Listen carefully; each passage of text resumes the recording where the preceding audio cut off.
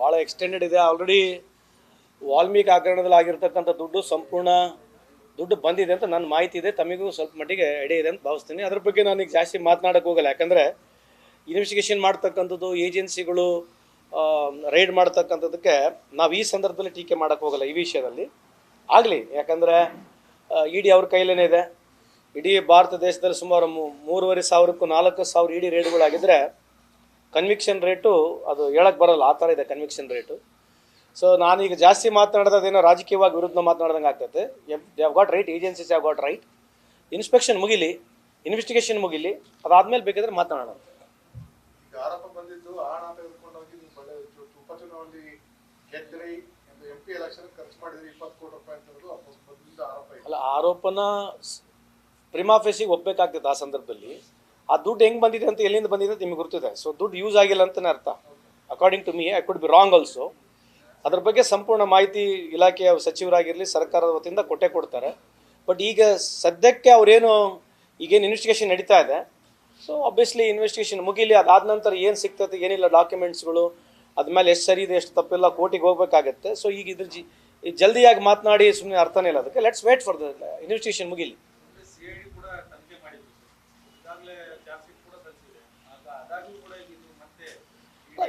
ಅದು ಇಡಿ ಅಂತಕ್ಕಂಥದ್ದು ಇಡೀ ದೇಶದಲ್ಲಿ ಮೊನ್ನೆ ಸುಪ್ರೀಂ ಕೋರ್ಟ್ ಕೂಡ ಮಾತನಾಡಿದ್ದಾರೆ. ಇಡಿ ಬಗ್ಗೆ ಏನು ಮಾತಾಡಿದೆ. ಸೊ ಆಬ್ವಿಯಸ್ಲಿ ಇಡಿ ಬಗ್ಗೆ ಸುಪ್ರೀಂ ಕೋರ್ಟು ಈ ರಿಪಬ್ಲಿಕ್ ಆಫ್ ಇಂಡಿಯಾ ಅಂತಕ್ಕಂಥದ್ದು ಈ ರೂಲ್ಸ್ನ ಎಲ್ಲ ಮೀರಿ ಮಾಡ್ತಕ್ಕಂಥ ಇಡಿ ಮಾಡ್ತಾ ಇದೆ ಅಂತ ಸುಪ್ರೀಂ ಕೋರ್ಟ್ ಹೇಳಿದೆ. ಈಗ ನಾವು ಪ್ರಸ್ತುತವಾಗಿ ನಮ್ಮ ಶಾಸಕರ ಮನೆ ಮೇಲೆ ಆಗಿದೆ ರೈಡು, ನಾವು ಅದನ್ನ ಮಾತನಾಡೋಕೆ ಹೋದರೆ ಏನೋ ಇಡಿ ರೈಡ್ ಆಗಬಾರ್ದಾಗಿತ್ತೇನೋ, ಇಡಿ ರೇಡ್ ಆದರೆ ಇವರಿಗೆ ಅಂತ ತೊಂದರೆ ಅಂತ ನಾವು ಮಾತಾಡ್ತಾರೆ. ನಮ್ಮ BJP ಫ್ರೆಂಡ್ಸ್ ಮಾತನಾಡ್ತಾರೆ. So I don't not give them that opportunity. ಆಗ್ಬಿಡಲಿ, ಇಡಿ ರೇಡ್ ಎಲ್ಲ ಮುಗಿದಾದ್ಮೇಲೆ ಇನ್ನು ಮತ್ತೆ ಇದೇ ಅಲ್ಲ, ಮುಖಾಮುಖಿ ಇದೆ, ಭೇಟಿ ಆಗುತ್ತೆ, ಮಾತನಾಡಬೇಕಾಗುತ್ತೆ. ಇದೇ ವಿಚಾರ ಇಲ್ಲೇ ಮುಗಿಯೋದಿಲ್ಲ. ಸೊ ಈಗ ಸದ್ಯದಲ್ಲಿ ಅದೇನು ನಡೀತಾ ಇದೆ ಆಗಲಿ, ಇನ್ವೆಸ್ಟಿಗೇಷನ್ ಮುಗಿದ್ಮೇಲೆ ನಾನು ಮಾತಾಡ್ತೇನೆ ಸಂಪೂರ್ಣವಾಗಿ. ಅಲ್ಲ, ನೀವು ಎಷ್ಟು ತಿರುವಾಮರುವ ಮಾತನಾಡ್ತೀವಿ. ಈಗ ಒಂದು ಉದಾಹರಣೆ ಇದೆ. ಪ್ರಪಂಚದಲ್ಲಿ ಮೊದಲನೇ ಇಡಿ ರೇಡ್ ಆಗಿರೋದು ತಮಿಳುನಾಡು ಫಾರ್ಮರ್ ಮೇಲೆ ಕೂಡ ರೇಡ್ ಮಾಡಿದ್ದಾರೆ. ಒಬ್ಬ ರೈತರ ಮೇಲೆ, ರೈತ ಕುಟುಂಬದ ಮೇಲೆ ಕೂಡ ಫಾರ್ಮರ್ ಅಲ್ಲಿ ಕೂಡ ಇಡಿ ರೇಡ್ ಆಗಿದೆ. ಸೊ ಇಂಥವು ಇಡಿಗಳು ಎಲ್ಲಿಗೆ ರೇಡ್ ಆಗಿದೆ ಅಂತೇಳಿ ಯಾರನ್ನ ಪಟ್ಟಿ ಕುತ್ಕೊಂಡು BJP ಮುಂದೆ ಮಾತನಾಡಿದ್ರೆ, ಪಟ್ಟಿ ಕುತ್ಕೊಂಡು BJP ಮುಖಂಡಿರ್ಬೇಕಂದ್ರೆ ನೀವು ಪಟ್ಟಿ ತೊಗೊಂಬಿಡ್ರಿ. BJP ಕೇಳ್ರಿ, ಸರ್ ಇಡಿ ರೇಡ್ ಇಷ್ಟು ವರ್ಷ ಆಯ್ತು, ನಿಮ್ಮ 11 ವರ್ಷ ಆಗಿ ಇಷ್ಟು ರೈಡ್ಗಳು ಮಾಡಿದ್ದೀರಿ, ಏನು ಅನುಕೂಲ ಆಗಿದೆ ರಾಜ್ಯಕ್ಕಾಗಿರಲಿ ದೇಶಕ್ಕಾಗಿರಲಿ, ಏನು ಅನುಕೂಲ ಆಗಿದೆ? ಆಮೇಲೆ ಈ ಇಡಿ ರೈಡ್ನಾಗ ಇರ್ತಕ್ಕಂಥವ್ರು ಸಿಕ್ಕಂಡ್ರೆಲ್ಲರೂ ಇವತ್ತು ಮತ್ತೆ BJPಗೆ ಇದ್ದಾರೆ. ಅಲಿಗೇಷನ್ಸ್ ಮಾಡಿರ್ತಕ್ಕಂಥ ಇಡಿ ರೈಡು, CBI ರೈಡು, ಫೆರಾ ರೈಡ್ಗಳಲ್ಲಿ ಆಗಿರ್ತಕ್ಕಂಥದ್ದು ಏನು ಬೇರೆ ಪೊಲಿಟಿಕಲ್ ಲೀಡರ್ ಮೇಲೆ ಏನು ಚಾರ್ಜ್ ಶೀಟ್ಗಳು ಫೈಲ್ ಆಗಿದ್ವು, FIRಗಳು ಫೈಲ್ ಆಗಿದ್ವು, ಅವರೆಲ್ಲ ಇವತ್ತು BJPಗೆ ಇದ್ದಾರೆ. ಮತ್ತು ಇದು ಯಾರು, ಇದು ಹೆಂಗೆ ಹೇಳ್ಬೇಕೀಗ? ಈಗ ಅಜಿತ್ ಪವಾರ್ ಬಗ್ಗೆ ಭಾಳ ದೊಡ್ಡ ಭಾಷಣಗಳು ಮಾತನಾಡ್ತಾರೆ BJP ಅವರು. ಇವತ್ತು ಅಜಿತ್ ಪವಾರ್ ಸಾಹೇಬ್ರಲ್ಲಿದ್ದಾರೆ. ಮತ್ತೆಲ್ಲ ಮುಗೀತಲ್ಲ, ತನಿಖೆನೇ ಮುಗಿದು ಕ್ಲೋಸ್ ಆಗ್ಬಿಡ್ತಲ್ಲ ಈಗ ಅವ್ರ ಮೇಲೆ.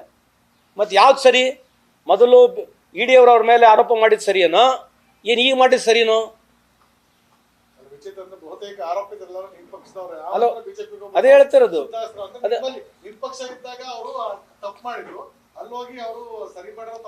ಅಲ್ಲ, ಅವ್ರದ್ದು ಒಂದು ವಾಷಿಂಗ್ ಪೌಡರ್ ಇದೆ, ವಾಷಿಂಗ್ ಮಿಷಿನ್ ಇದೆ. ಸೊ ಯಾರು ಎಷ್ಟೇ ಏನೇ ಇದ್ರು ಕೂಡ ಆರೋಪಿಗಳಿದ್ರೆ ಆ ವಾಷಿಂಗ್ ಮಿಷಿನಲ್ಲಿ ಹೋಗ್ಬಿಟ್ರೆ ಕಂಪ್ಲೀಟ್ ಆ ವಾಷಿಂಗ್ ಮಿಷಿನ್ ತೊಳೆದು ಪ್ಯೂರ್ ಆಗ್ಬಿಟ್ಟು 24 ಕ್ಯಾರೆಟ್ ಗೋಲ್ಡ್ ಆಗ್ಬಿಡ್ತಾರಲ್ಲ ಹೋಗ್ಬಿಟ್ರೆ. BJPಗೆ ಹೋಗ್ಬಿಟ್ಟು 24 ಕ್ಯಾರೆಟ್ ಗೋಲ್ಡ್. ಸೊ ಈಗ ಭಾರತ ದೇಶದಲ್ಲಿ BJPಗೆ ಇರ್ತಕ್ಕಂಥವ್ರು ಯಾರು ಕರಪ್ಟ್ ಇಲ್ಲ, ಯಾರು 1 ರೂಪಾಯಿನೂ ಎಲ್ಲಿ ಏನೂ ಆಸ್ಪದನೇ ಇಲ್ಲ. ಆ ಥರ ಇರ್ತಕ್ಕಂಥ BJP ರೂಲ್ಡ್ ಸ್ಟೇಟ್ಗಳಿಗೆ ಸದ್ಯದಲ್ಲಿ. ಆಮೇಲೆ ಕರಪ್ಷನ್ ರೇಟ್ ಇಡೀ ಭಾರತ ದೇಶ ನೋಡಿದ್ರೆ ನಾವು ರ್ಯಾಂಕಿಂಗಲ್ಲಿ ನಂಬರ್ 1 ರ್ಯಾಂಕಿಂಗ್ ಇದ್ದೀವಿ. ರ್ಯಾಂಕಿಂಗು ಹೊರ ದೇಶದ ರ್ಯಾಂಕಿಂಗ್ಗಳು ನೋಡ್ತಾ ಇದ್ದಾರೆ, ಕರಪ್ಷನ್ ನಂಬರ್ 1 ಸ್ಥಾನದಲ್ಲಿ ಇದ್ದೀವಿ ನಾವು. ನ್ಯೂಸ್ ಫಸ್ಟ್, ನಿರ್ಭೀತಿಯಿಂದ ನಿಮ್ಮ ಪರವಾಗಿ.